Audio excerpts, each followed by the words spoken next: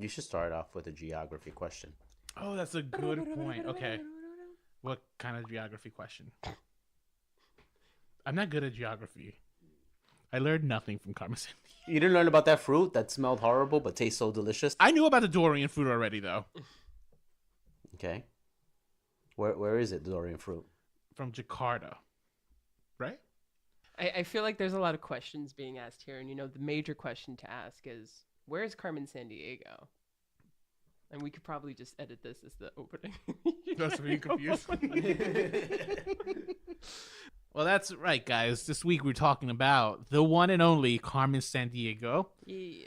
So this is Rolando. And I'm Nicole. And this is Remakes, Reboots, and Revivals. An original podcast about unoriginality. Now let's globe trot.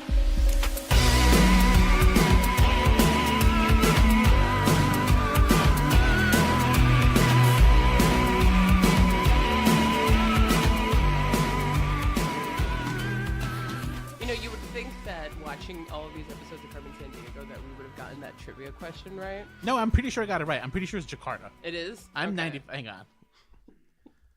Yeah, anytime there's like a trivia question about geography, I always blank, and I swear I'm good at it. Yeah, I guess we didn't watch enough Carmen Sandiego. Yeah, we really up, didn't, right? because this show is just like really on the geography kick, which is great. The Big Durian, yeah. Oh, hey. I was right. Thanks, Carmen. So yeah, I knew. No, I want to preface this. I knew about the Dorian fruit, the durian. I just didn't know that Jakarta was known as the Big Durian. Oh, Like, you know, the Big Apple in New York City, because apples grow in New York. And she actually said that. She did say that. Yeah. Yes, this is Same example. Too. Okay. All right. Well, all right. Thank you. All right. So yeah, we're talking about Carmen Sandiego. Yes, we are. But first, you know, we just want to mention that today we are joined again by Eddie Z. Hey, Eddie. Hey guys, you can call me the player for this episode. Oh, that's good. I like that. That's a good idea, Eddie. Okay. All right. So the player, just player. He's not the player. He's just player. Yeah, he is just player. Yeah. Nicole, usually you do history, but are you going to do history today, or Well, am I going to fill a lot of gaps? I could give a general history of the year 1985. Go ahead. Let's go. 1985, Ronald Reagan is president. The prolific Live Aid concert happened where Queen, Led Zeppelin, the Rolling Stones, Paul McCartney, Madonna, all these people performed. And the big movie in 1985 that won the Oscar that year was Out of Africa, which apparently we all were. So also in 1985, though, a computer game was invented that came up with a really prolific woman globetrotting character. I think in the style of like Indiana Jones, personally. At least her name. Indiana, San Diego. Speaking, do you know what the name was inspired by? Carmen was from Carmen Miranda. Yeah, the Brazilian singer, I guess. Yes, Performer? actress singer. Okay, yeah, In the yeah. golden age of Hollywood. Look at that. If you like, you know, like when women have bananas over their heads, and it's kind of like a South American thing. Yes. Yeah, and that's her. And she goes chicka boom, chicka boom, Yeah, chicka boom. the name was very, Yeah, that's very. right, Yeah, the name was very, very exotic, so that's why it was picked. Halloween costume, Carmen Miranda. That's a great Carmen one. Miranda Sandiego. Yeah. Ooh, a There you mixture go. of the two. Yeah. It's just. Yeah, in that red outfit, just being like Mashup. boom, chicka boom, yes. Mashup. Love it. Yes, you're right. It was the 1985 is when the game came out, but it was in development for a couple of years. Broderbund hired an ex-Disney animator who had worked on Sleeping Beauty and a couple of software engineers to work on this. And the original name for the game was actually that they were working on was World Quest. So the goal of the game was to try to solve crime using deductive reasoning and like puzzle solving. Okay. At the time, the owner of Broderbund, or the president, I guess, he was like a globetrotter himself, so he kind of wanted to be kind of geography based. Mm-hmm. So that's how they kind of came up with the name World Quest. And you know, you kind of needed a storyline, you needed some villains, and that's where this guy David Sitkin had come in. And one of them that he had created was Carmen Sandiego. And the producers of the game kind of realized, oh, you know what? This character, Carmen Sandiego, with the red fedora and the red overcoat, they decided it was like, this is going to be the star. And it worked. And, you know, if you think about it, in the 1980s, a lot of video game characters were very male-centric. Yeah. So this is one of the first female-centrics to give female players an icon of their own. Unfortunately, she was a bad guy, though. stealing like Anti-hero. No, she wasn't an anti-hero though, not in the games. But everyone loves Carmen Sandiego. Yeah, you can love Carmen Sandiego, but she was a bad guy. You were the good guys. Yeah, but still, like, anti-hero though is still like the person that is doing bad things, but you're still rooting for. To me, that is what is the definition of an anti-hero. But Which you're is not why supposed I to be call rooting her for that. Carmen Sandiego Why not? because she's stealing. Well, I guess as a woman, I root for her because it's like, damn, baby, go all across the world and never get caught and like tease these fools. So were you love it? were you rooting for Carmen Sandiego? Oh hell yeah, I was. Oh, so you're just bad at the game. I rooted for her to get away too because every time she got away, I got to play again. That's true. Well, she will always get away, even if you catch her. Yeah, she always gets Yeah, away. she always gets away. There's always like a cool animated sequence, like she gets on like a helicopter or something. Yes, I don't think flies anyone ever away. sit there and be like, "Damn you, Carmen Sandiego." Me. Really? I always wanted to catch her. Like I never did. I was also not very good at those games. Those games were, from what I remember, hard. Yeah. I didn't play those iteration games. I played the later ones. In the Oh, okay, 90s, gotcha. which were All right. fantastic. So interesting things. So Broderbund had developed this game, and they wanted it to just be an actual game. They didn't think it was going to be like an educational game. However, because of its focus on geography, Yeah. a lot of teachers were buying it and incorporating it in their classroom. Smart. And Broderbund decided, you know what, we're going to capitalize on this, and it became an educational game. Oh, fantastic. And there were a lot of spin-offs. There was actually a version apparently called Where in North Dakota is Carmen Sandiego. There were so many. They did Where in Time, Where in Space is Carmen Where in Sandiego. Space. They like sometimes they really centralized it. I think we're in like in the Americas yeah. and stuff. Mhm. So there was a lot of them, and I think it was a really great idea. You know, because geography is really important, and I think geography has slowly been losing its importance within our educational system. So like to come up with a really cute, creative way like this, I'm just like all about it. Which is a great point, because that actually will take us to 1991, where PBS drops Where in the World is Carmen Sandiego. Is it Where in the World or is it Where on Earth? No, Where in the World. Where on Earth is the animated series. Which one came first? Where in the World. Oh, fantastic. Where in the World is Carmen Sandiego, the game show. So, yeah, you want to do a little singing? Carmen Sandiego. Tell me where can she be? That's smarter to Yes, that's by the Rockapellas. Yeah. Band from the show. Love it. Yeah, Never so forgot that song ever. yeah. No, me neither. So you're 100% right.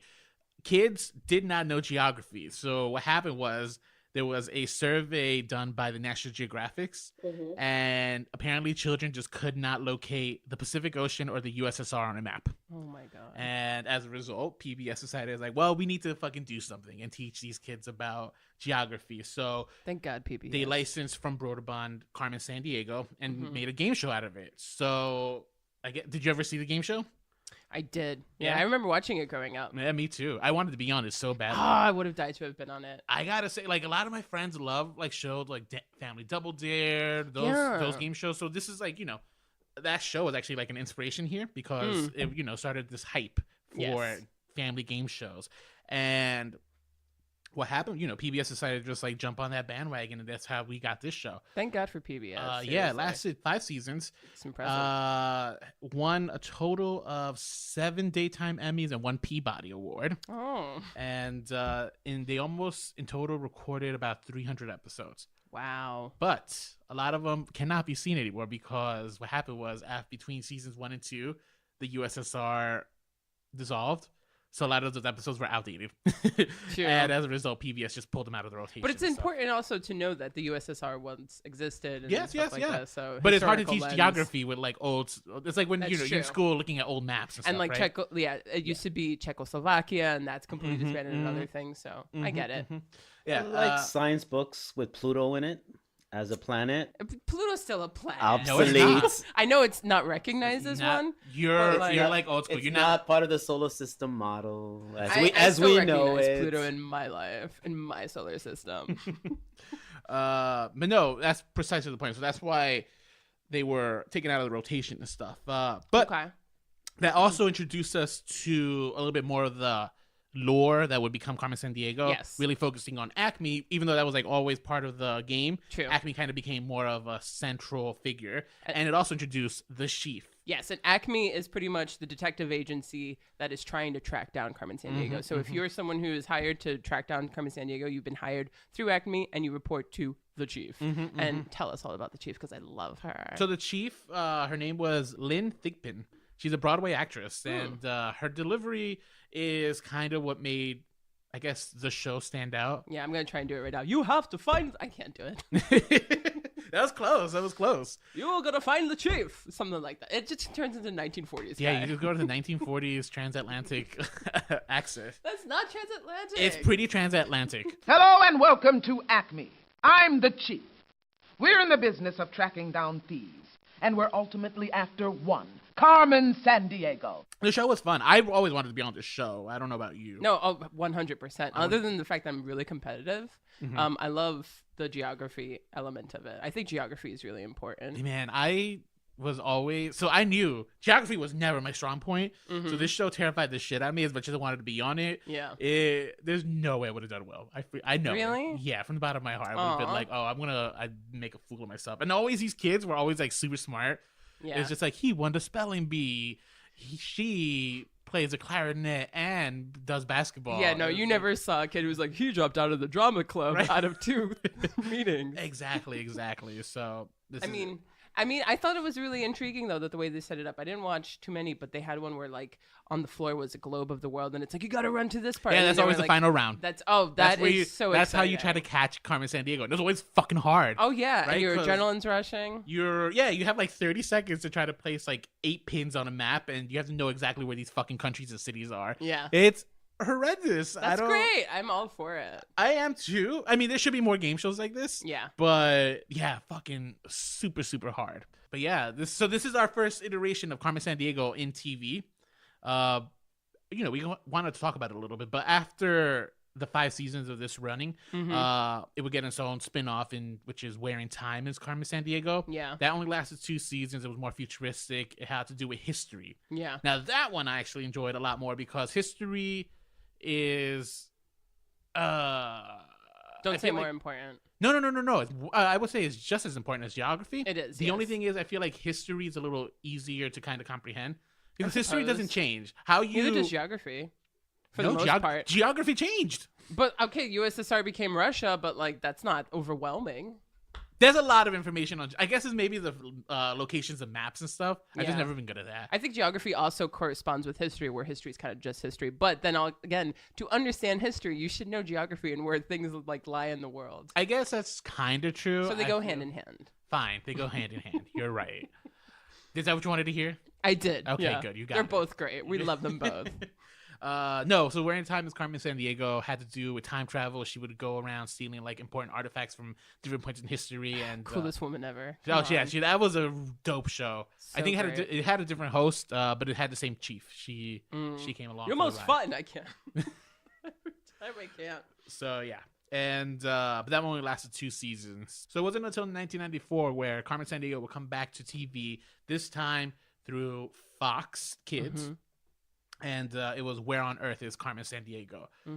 So I kind of want to sing the song. Where is Carmen Sandiego? Carmen Sandiego, where on earth can she be? Tell me where is Carmen Sandiego?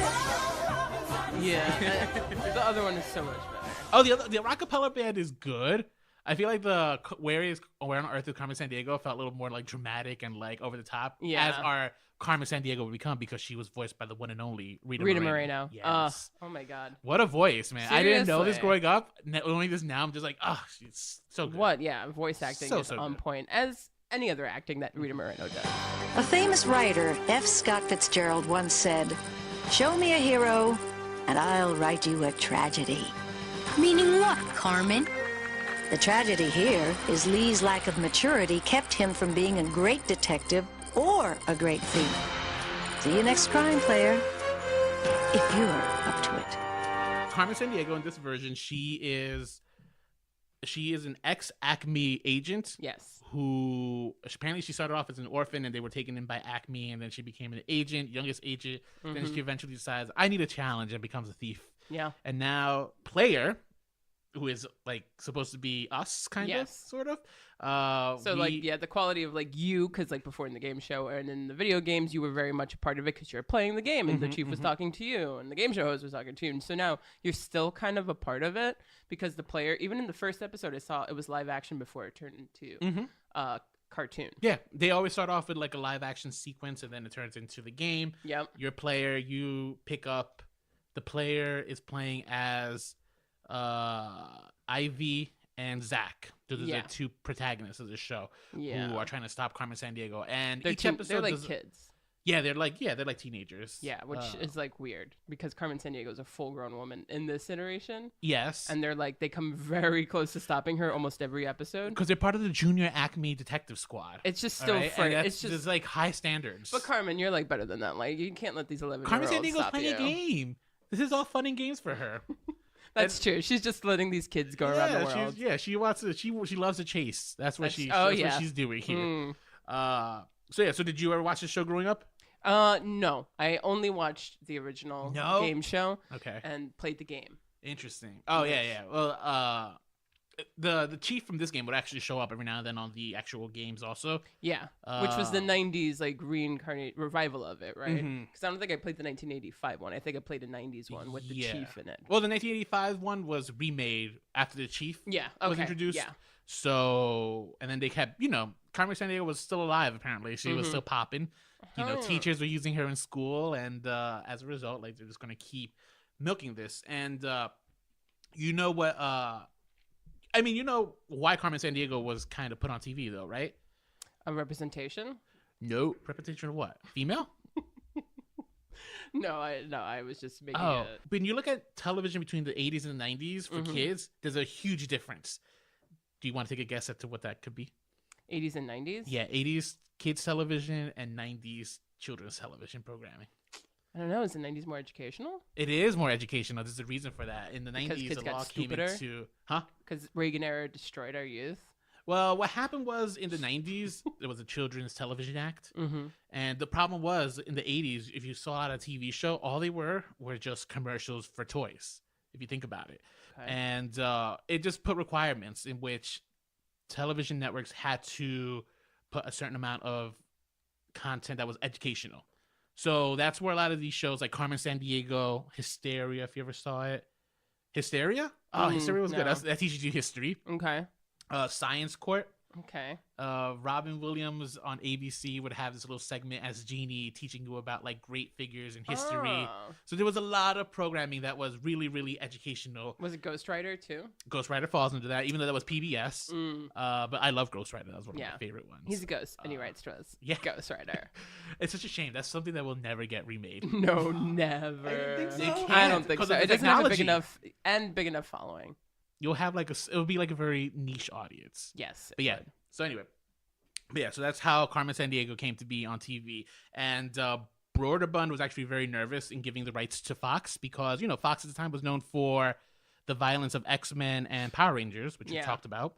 So they were like really hesitant, but they were able to do a script that showed it like, no, we're going to use this to teach kids about geography. And it works. I think it works. I didn't realize it until watching it, but I guess I must have been like a dumb kid. Like I just didn't pick up on necessarily the education part. Maybe consciously.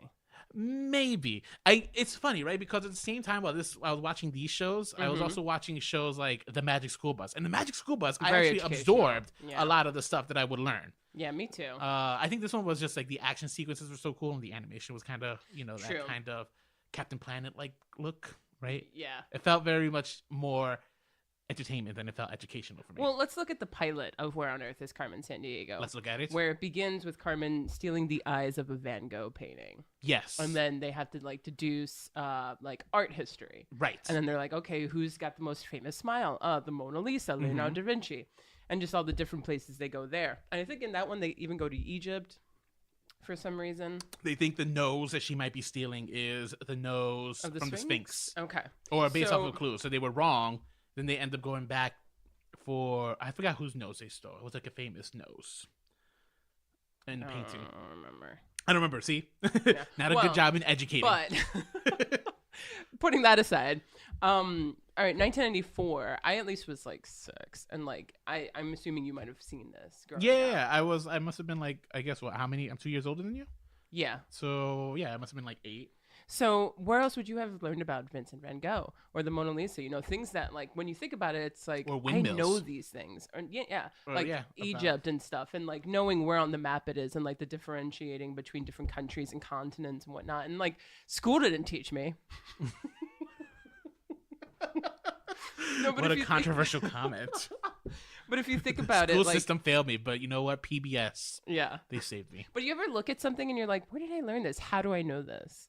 Yeah, a lot of it for me, truly, honestly, has been for the Magic School Bus. Well, I kid you not. I mean, I'm not trying to say the reason why you know all those things is because of Carmen Sandiego, but I do think that those shows and growing up with that, and that's when television, especially for children, does do it right, is where you realize the effects growing up, and like these things are just kind of instilled in you. Mm-hmm. And you're getting like an education in art and in geography and in history, and it has an effect on you that, yeah, just kind of like it has staying power. Mm-hmm. Because also it's like, there was a, do you know Marshall McLuhan? He was The kind name of sounds a theorist and a philosopher, and he was very prominent in the 70s, like a media philosopher. Okay. And Did we learn about this in grad school? Yeah. Teachers are going to be so disappointed in me when they hear this episode. his famous. It should have been on a saying TV was- show. Well, it's the medium is the message. Oh, okay, yeah. That's what he was known for saying. The medium is the message, right? Which is also something right there. Mm-hmm. It's like it's not that you're being learned about. You're not being taught geography. You're being taught through a television show as entertainment. Yes. That the medium is the message. Right. But he also said that, and I'm kind of like paraphrasing this whole theory of his. But he said the best way to teach anyone anything isn't a joke, because at the end of the joke, nobody wants to be turned to and go, "You get it." Mm-hmm. You want to be in on the joke. Yes. Right? You want to be a cool kid, essentially. You want to be smart enough to have gotten the joke. You don't want it to be explained to you. And that's how people learn. They want to be informed with what everybody else is because they want to be in on it. So when you present it in the form of like a television show, like a cool like Carmen Sandiego, like, oh, you know about this. You know where France is. You know where Egypt is and Vincent Van Gogh, right? Like you get it, right? Like it's almost a perfect way to, you almost got to do, reverse psychology sometimes to teach people things. Mm-hmm. And I mean, when you're a kid and you see this, you know, you're not going to think about it every single day. Like, well, thanks, Carmen Sandiego, for teaching me about Vincent Van Gogh. Right, but because like, you just it's saw a cool definitely TV show where you almost caught, there's like flying cars and there. whatnot, Yeah. jet skis, So you're just like cool because it's like, whoa, inspectors and agents and like thieves. your but, like, gumshoes. Yeah. Yeah. Yeah. Mhm. But so I think that they kind of took that where it's like you almost got to like not let people know that you're educating them. And Yeah. then they'll be educated. Right. Watching it now, I can see it's like, oh, yeah. They really are like kind of teaching you a lesson. When I was watching it then, nope, I did not see that. I was just like, so yeah, mind-boggling, right? Yeah. I wonder how much of that stuck. And it's almost, I do think like, I mean, I'm not going to attribute all of my learnings to it, but I do think some of it stuck or like contributed to the more you see something, the more it stays with you. Mm-hmm. Like even the way they pose it, it's like, what famous French painting is in the south of France? Where could that possibly be? Whenever you you saw that, I got excited. Like, it's Mona Lisa, obviously. Yeah. You guys are so dumb. It's like so obvious, guys. And it's got you even until your 30s. And then you feel like you're solving that mystery. Yeah, hell yeah. And you're going to catch Carmen Sandiego. You're mine today, Carmen. And somehow, some way, a lot of these channels like Disney and Nickelodeon are using a lot of stuff that you know, a lot of tactics that you would see on Carmen Sandiego, these shows from the 90s. They're still being used effectively nowadays, despite the fact that the government is not telling them they have to do it. They just aren't. They can't. The government doesn't have any jurisdiction on cable programming. So it's weird. It is interesting. Yeah. But Carmen Sandiego, part of this 1990s edutainment. And so 90s, yeah. It is so 90s. And did you realize the voice of the chief in that one is Squidward? No, I didn't realize that, but now that you pointed it out. All I heard was Squidward the whole time. It was just because I grew up on so SpongeBob funny. too. So Huh, look at that. yeah, SpongeBob, I wasn't a big fan of SpongeBob. you were old by then Yes, but I feel like a lot of people my age love SpongeBob. because it's a great show. It was a great show for the first 3 seasons.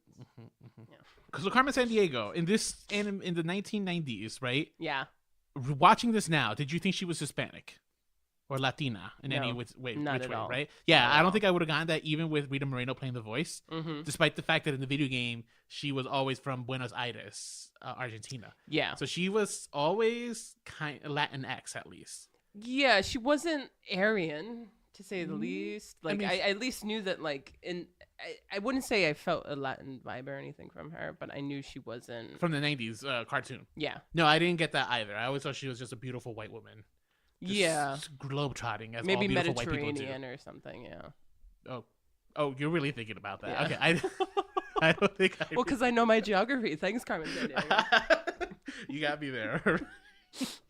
But that all changed, I think, with the 2019. 2019. Well, a lot changed with the 2019. A lot did change, but I think that's the actual representation of Carmen Sandiego changed, and I think that was a big, I think a step forward, to be quite honest. So let's flash forward to 2019.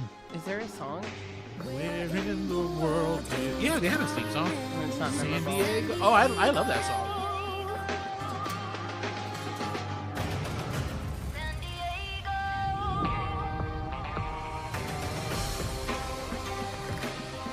It's like so sexy and serious. No? Is it the word? remember I was it. using the word sexy with the kids' TV show. Is the new one a kids' TV show, though? That's a good question. I Yeah. don't know. I'm not sure. I think technically speaking, yes, it is a kids' TV show, Mm, but there then were shame on parts of them. it that were like a little darker than I think I would be. If so, I'm not. I don't applaud I'm a little that. uncomfortable with like. I think it's like I mean, it's rated TVY7. I don't know where they got that rating from because I think it should be the TV PG, maybe at True. most. Although I think things are more like children are seeing highly inappropriate Do you things think that's at what it younger is? ages in this generation. Mhm. So I think they're just like, fuck it, kids are gonna watch it anyway. Yeah. It's Netflix, Maybe. which I don't approve of. TV. But it All could right, be. so I just want to just preface this, which this is a big spoiler alert because this show just came out this year. Yeah. In February. So yeah, so this came out fairly recent. So, yeah, but the show, you're right. It did Mhm. have some dark things that happened in the show that I was just like, oh, this is like not really age appropriate. I think for me, it was in the final episode. There was like the scene where I'm good. There was like a scene where one of her maternal figures is giving her a hug to kill her.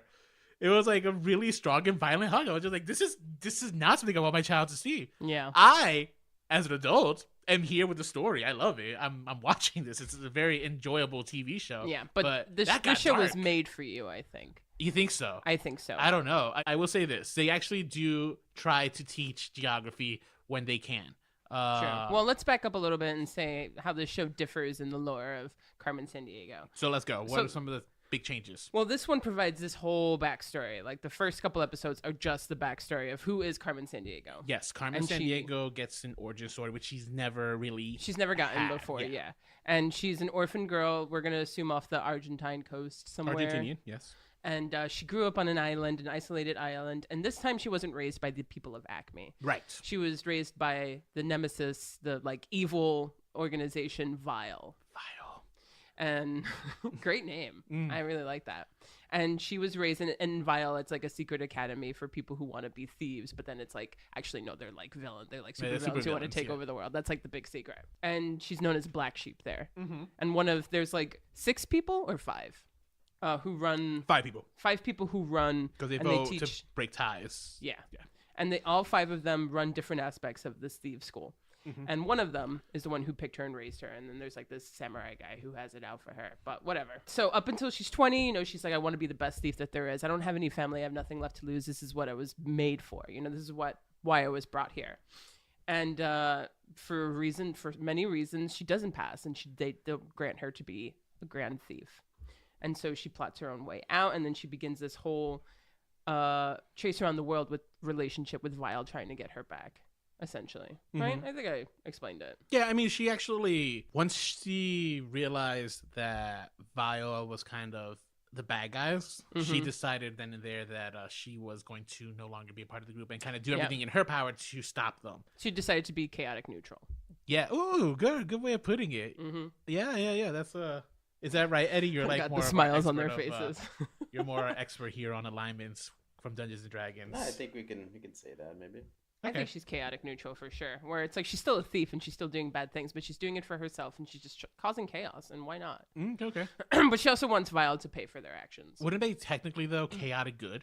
I would say chaotic good more. Yeah, I feel because she's a good person. Yeah. Does she? I didn't watch all of them. I did see the last one. Did she like form some sort of bond with Acme though? Oh, good. That's a good question. No, so they were like this is where the show kind of threw me for a loop. I thought that's where the show was gonna go, where she would become an Acme member. However, because of circumstances, Acme now thinks of her as an actual threat because they think that she's responsible for the assault on one of their agents. And I was this again a kids TV show. Just like, oh, this is like a plot that I would see like on like NCIS. Yeah. This is the only show I can think of for like really, really old people. They love that show. Yeah, well, the whole thing though of like the overcomplicatedness and I mean, it's now very common too to watch something like ever since Harry Potter. It's really common for you to like watch like a kid growing up in a school, a set academy to like learn a trade of something like witchcraft, and in this case, thievery. Yes. But it's kind of violent, and it's very almost kind of in moments sexually suggestive. Oh, you think so? I think so. And What the parts? relationship with that one guy who like found her on the train and then she's telling the backstory. Oh, to. Graham. Yeah. Okay, the crackle. Yes. And now, granted, Carmen Sandiego is really just interested in herself at this point. Like, it's still suggestive enough. So it's just like little things that I'm like, oh, I don't think that this is meant for children. Like, I think this is meant for 90s nostalgia kids. Oh, that's so funny. I didn't find that as sexual. As actually, there was a scene that Eddie pointed this out. Carmen had with Agent Argent. So that was the female partner for like the bad detective. He's just a kind of a shitty detective. Oh my god, are you guys like trying to get me excited about her potentially being bisexual? I feel like they kind of may have implied it. There was like there was like almost like a First thing she does, hey, I'm Julia. And she says, oh, hi, Jules. Gives her a nickname, changes her name, makes a connection. There was a very flirty tone with their exchange. And I kind of, once Eddie pointed it out, I was like, oh, I think you're right. Because she constantly kept making a point. It's just like, oh, Crackle, he's like a brother to me. They never implied any romantic feelings. True. Well, at least from her. Yeah. Oh, well, now I love this show. And again, we might be reading way more into it than like it deserves. Maybe. However, Netflix has been known to like kind of throw gay characters into their kids' programming. Because it's important for children to see. Yes. So and that I will say. The one I'm thinking about right now is actually Voltron, where they actually confirmed the sexuality of one of the main characters that people suspected he might be gay, and Netflix finally took the plunge and just like, we're gonna make him a gay character. And the Dragon Prince. Oh, that's right, the Dragon Prince. Another kids TV show that has Good for you, Netflix. Yeah, Gave so us yeah, invitation. so I'll say that much. Like, if Netflix is toying around with the idea of having Carmen Sandiego be at least bisexual, Netflix would be the one to do it. Yeah, true. So Or CW. or CW, but this this isn't their target demo. Who plays Carmen Sandiego in this one? Gina Rodriguez. You can call me Carmen. Vile is stealing from all over the world. Hola, Red. Where are we at, player? Sunny Ecuador. With luck, I'll secure any valuable artifacts Vile might exploit by stealing them. A very, very outspoken Hispanic actress and figure. Netflix actually also has her signed on to do a live action version of Carmen Sandiego. Yeah. That's like, I thought it was like actually just a rumor, but it's 100% confirmed. Netflix is working on a live action. I saw that. I did see that. I don't know. So you know how we talk about like, is this show for kids or is this for adults? I don't know how they're going to handle the live action Carmen Sandiego, because I would love to see a more adult version of Carmen Sandiego. Give me sexy Gina Rodriguez being like, oh, you want like salute. overt adultery? Because like I think it's pretty like Like I will young say adult. that right now this Carmen Sandiego is kind of like for any age, even though it doesn't seem like it's more for kids, but it's like You're it's giving me mixed general. signals here, Nicole. It's G, but it's like it's not. But that's the thing, like it's not just a kid show. You know that, like Yeah. Where on Earth is Carmen Sandiego was just a kid show. Like adults don't really watch that, Right. But this one, it seems like it's for all audiences, but I still think it's for an older, more mature audience. Yeah, an audience that has grown up with Carmen Sandiego is just like, oh, where is Carmen Sandiego now? In 2019, what are we doing with her? And where is that cunt? But I will say that I think that if they can make it more overt with sexuality, like that's I don't need that, because what Netflix gave me, although sometimes I'm like, I don't want my kid watching this or any kid watching this. Is it because of her outfits? Because I think sometimes she was wearing just like hideous outfits that were just like They were not hideous. They were too whorish, I thought. I don't know why they drew those outfits. No, it's not that. I just think that that's as adults as I'd like to see Carmen Sandiego get. I don't need sex thrown in there. I mean, I'd like a sexuality maybe confirmed now, but other than that, I don't need to see her have sex. I don't need to see really overt I'm not implying that I adult want to see things. Carmen Sandiego having sex. I just But wanted then- it to be a little more mature. So what did this Netflix thing lack that you want to see in a live action adaptation? Maybe just a live action. Live action.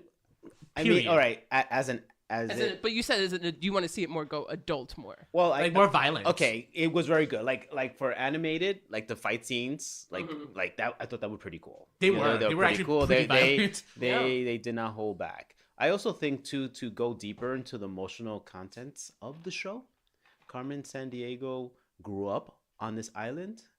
She had relationships with the adults here as parental figures, as well as her nannies. And also, like, I kind of saw that her nannies, even though you don't see their faces or you see the relationships, played a role in her wanting to explore the world. Oh, yeah. She had a different nanny. It looked like she had a different nanny like every year or so of her growing up. And they always kind of shared their culture with her. So she kind of learned of like the love of geography or love of like exploring the world. Yeah. Kind of like in that relationship. But what I missed from the show was that she was part of a group. They were like a group of 6 of them. When they were studying that year, they all kind of like build a relationship. There was like frenemies. There was like a big brother relationship. There was like camaraderie. Yeah, I don't want big brother relationship. That a sexual relationship. Yeah, you know, kind of big brother relationship. Suggested. She's gonna be lesbian. I think they are gonna. I think that I kind of want them to. Player is speaking. Sorry. I think you're right, player. Sorry, continue. But to see that, to kind of see it develop, because she ends up kind of having betrayed all that. Yeah. And I think there should have been a more emotional kind of consequence to that. True, but Carmen Sandiego is a loner, man. She does these things alone. Like, she has people who work for her, sure, but like it's always just Carmen Sandiego. That's not She's true. a Even in the solo 90s team. TV show, she always had like her vile team. She always had henchmen. She has never worked henchmen alone. for sure, but like still, it's just Carmen. Like she's solo. She doesn't need nobody. She's not like it's Carmen Sandiego and the goons. You know, it's just Carmen Sandiego. Carmen Sandiego's always had her goons. But I'm saying that's not part of who. Like it's just her. You know what I don't know if you know what I'm saying. Like, Again, she did all the action sequences, but it turns out Ivy can hold her own. Yeah. Oh, by the way, that's the other thing I liked about this show. They brought back Ivy and Zach.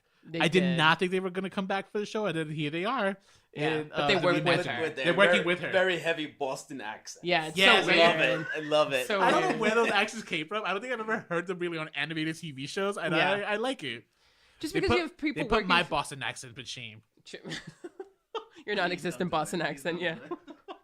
Just because you have people working for you doesn't mean that you're still running the ship alone, though. Yeah, but So she's, that's why it's like Carmen's just Carmen. So are you against her being highly dependent on player played by Wolf Finhart? Well, no, of because Stranger Things. She's always had that relationship, and Where on Earth it was just kind of like a tease, like, oh, you'll get me maybe next time, player. Oh yeah, I think Next Crime. Yeah. It's But in like this one, it's Seek. kind of like that person. It's like in Spy, you know, with Melissa McCarthy, where it's like, oh, right, yeah, spies have people in their Someone ear in their watching ear them. giving Yeah. Yes. So that makes sense. But I didn't like this interpretation of player because I felt less like, as a viewer, I was interjected into the world of Carmen Sandiego. And it's like, oh, no, it's just some like freckle-faced kid who doesn't leave his apartment and has no fucking adult supervision in his life. Yeah, that's I will give you that. That's the one character that I think might have been the one that was kind of the biggest letdown. Yeah. Out of everybody, because even Chase Deveneaux, like he was a ridiculous detective, but there was something about him that I liked. Probably because he was such a fuck up, Or his outrageous, insulting French accent. or that it could Yeah. be, it could be that too. I just gravitate towards it. Player. Mm-hmm. You're right. He's the one who was kind of lacking the most development. Yeah. Because unlike in the 1990s version where, you know, in a way you're a player, this one, that's not that feeling. Player is his own character. Yeah. I feel Personally attacked. Okay, no, yeah, I do feel personally attacked. I feel maybe not look at it that he lacks as a character, but he has the most mystery right now, because there is 3 elements here. There's Bio, there is Acme, and there is the White Hats. Okay, but here's the thing, right? Who are the White Hats? And True. and they're like, they know they're hackers that want to do good. That's Yeah. true. And that's all we know. This is making this new version of Carmen Sandiego. The one thing I didn't like was it made too much of a narrative out of Carmen Sandiego. All the past Carmen Sandiegos that I'm used to, and I'm also used to playing the game, interjects either me into it by like making it straight up a game that I can play, or a game show that I could very well be a part of, or a player that changes from season to season. That could be you. Oh man, maybe But the this- live action version of Carmen Sandiego is going to be a game show version with Gina Maybe. Rodriguez. Ooh, that'd be so great. But Hosting. this didn't have any of that. Any participatory feeling that you as a viewer could have was completely removed, and now it's just narrative that you're watching. And that was part of what Carmen Sandiego is. And like, I get it that it's just trying to be its own thing. And I think it also, because it's more for an adult, mature audience, that they wanted to like go back and like tell it more serious and make it more violent and give more of a backstory to all of these things.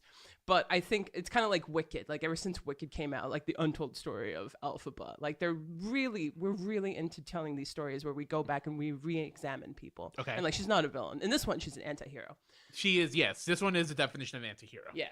But me personally, I like the gimmicky thing where it's like, it's like I am participating in Carmen Sandiego, and it's very much a game, and it's not a game anymore. It's just not. It's a story. Yes, I agree with you. There's also another reason for that, though. There hasn't been a new Carmen Sandiego game out in almost a decade. It doesn't matter, though. More than that, because Broderbund went out of business and it went to, I think, like a learning company is who owned it. And they've been trying to make a game out of Carmen Sandiego for some time, but they've been failing at it. Well, so I don't know if it's necessarily there's not an interest there. It's just apparently just not a successful thing right now. But it doesn't need a game to accommodate it. I think that that's how Carmen Sandiego exists. So whether or not there's an actual game, it's still the feeling of watching Carmen Sandiego in a television show where you can almost participate in it. It still has that feeling of a game. I think you're right. I think the other problem with that is also it's a product of its time, where the 1990s version was a product of that edutainment. Yeah. This one is a product of 2019. Right, well, obviously. But I think what you also got to come to terms is just like the way Netflix releases its stuff all in one chunk. There is this kind of format just lends itself to narrative storytelling in a way that other animated TV shows just could not. And that's why a lot more children's programming is going the route of doing that narrative storylines, where that just wasn't a thing back then. I do think it's also very much a product of its time in 2019, where we're craving these stories. We go back, we set a more serious, violent, almost gritty tone to it, and then we make it a little bit more adult than it has to. It goes back to Christopher Nolan's Batman.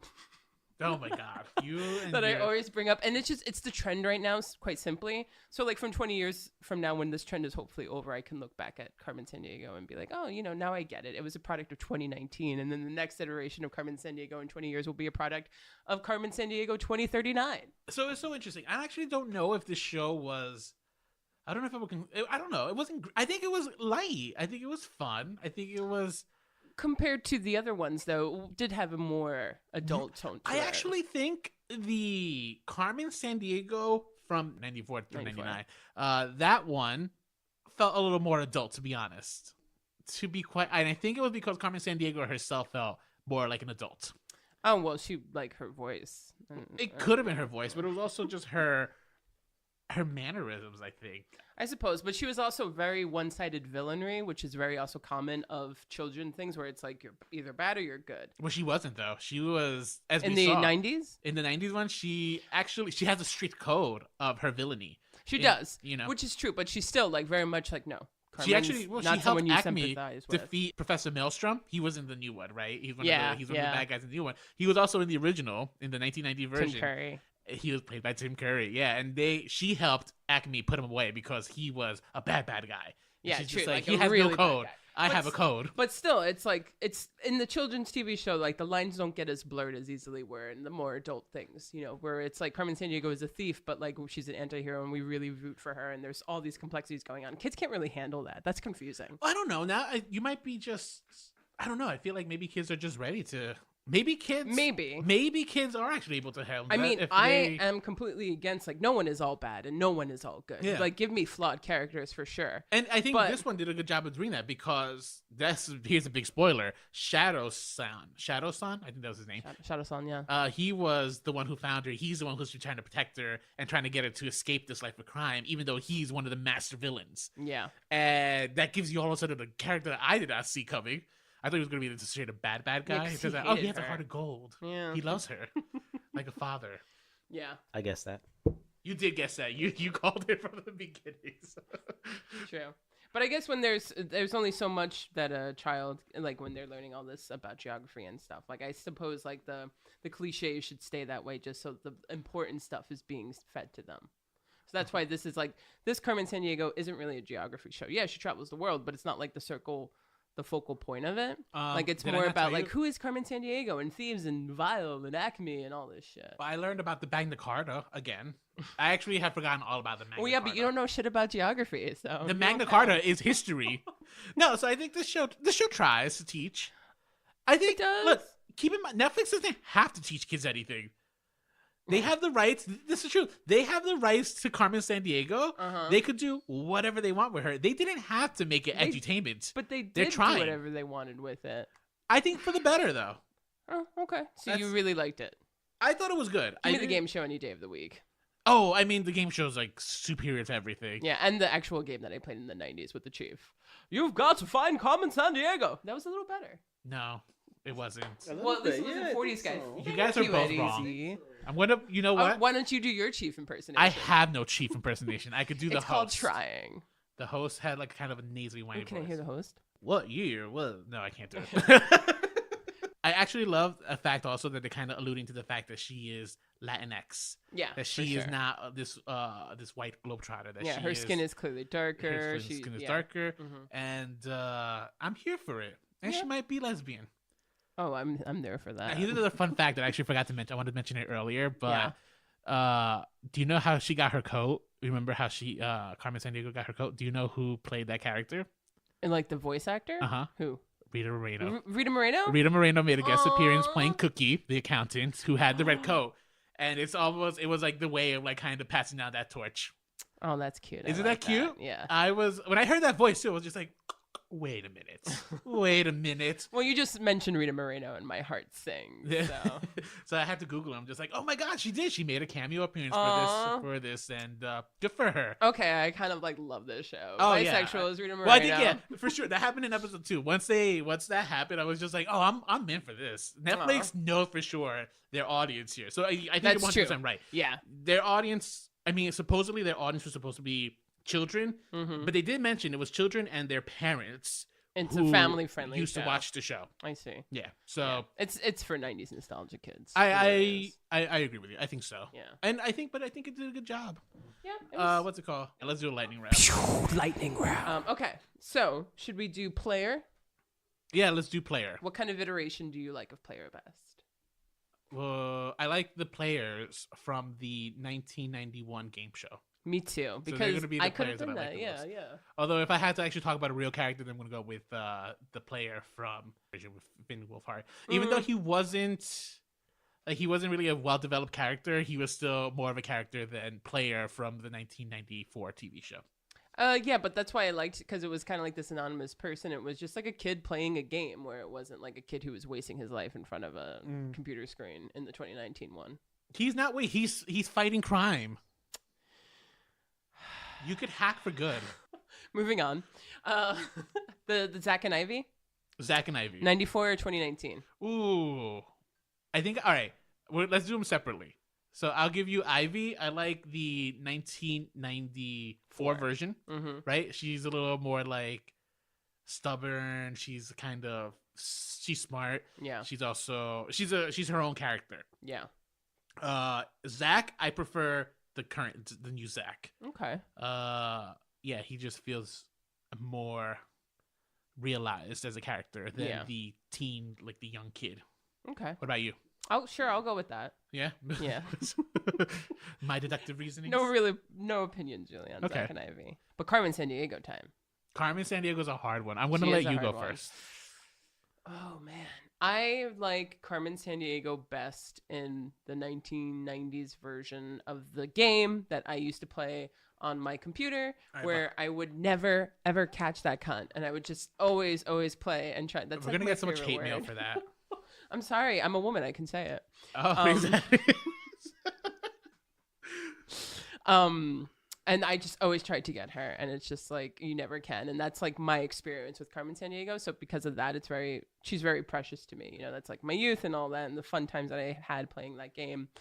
But as a portrayal, I guess I would go with the Gina Rodriguez one, just because of the bisexual lesbian thing that you threw at me. We're reading it too, mind you. We're reading into this. It's not. We don't. I'm not gonna It's say not that confirmed at all. that this is true. It must be a cute. It could just be a pretty cute much. girl. Just pander to me in that way, and I'm there. So I think I'm gonna go with Gina Rodriguez too. I love the voice from Rita Moreno. Yeah, Rita Moreno's voice, Carmen Sandiego. It's very sultry, very almost like really dominant. Like, you know what I mean? Like, you know, she's trash talking you. Right? Yeah. But like she's saying it so nicely and sweetly. Very sophisticated. The Gina Rodriguez voice, I think it fits this character, and I don't know. I feel like I actually didn't know how I was gonna like a Carmen Sandiego that was a good guy, but they did a really good job with this character and kind of her motivation. And as a result, Gina Rodriguez wins it. It makes me excited. Again, it just excites me to see like what she'll be like in a live action version. So that is it. That's it. That's all we wrote on Carmen Sandiego.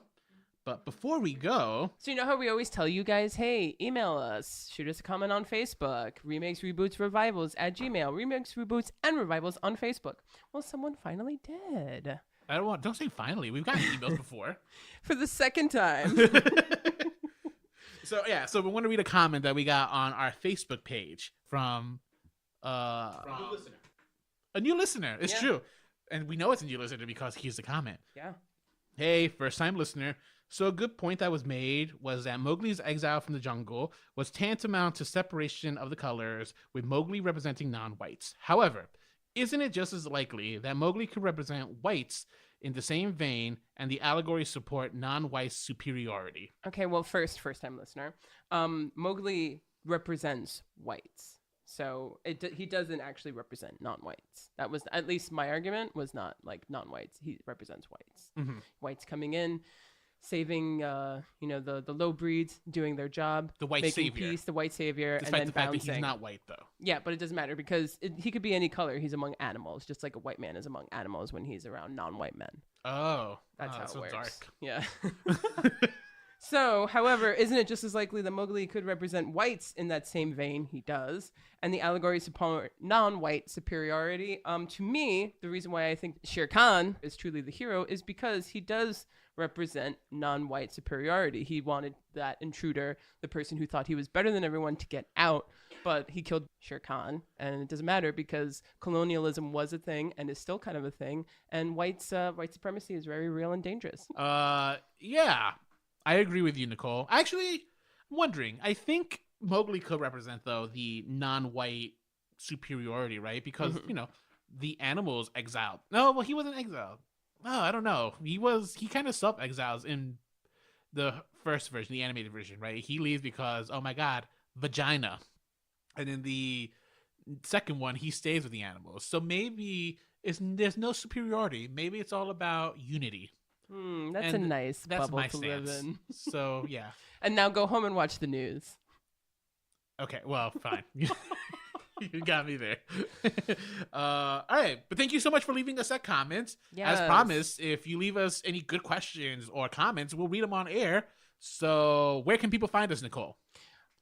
Email us, remakes, reboots, revivals at Gmail. Facebook us, remakes, reboots, and revivals. Instagram us, remakes, reboots, revivals. Don't get us on Twitter. We're not on there. Yeah, we're not really. I mean, I try to update it whenever I can, but Yeah. Twitter. And then send us a review on iTunes. That would be appreciated. It's true. Yeah. All right. Cool. Well, that's it. Thank you for your comment. Yeah, for I sure. hope I answered your question. Nicole, any more crimes to commit? Not this time until we catch Carmen Sandiego. And that was somewhat almost there. At least I try, okay? You My try. gosh, you make me never want to try again just because you're going to judge me. I judge. That is I just not judge. supportive I just environment. judge. This is what I do. All right. Well then, until next crime, stay Say unoriginal. unoriginal. Oh, that was cute.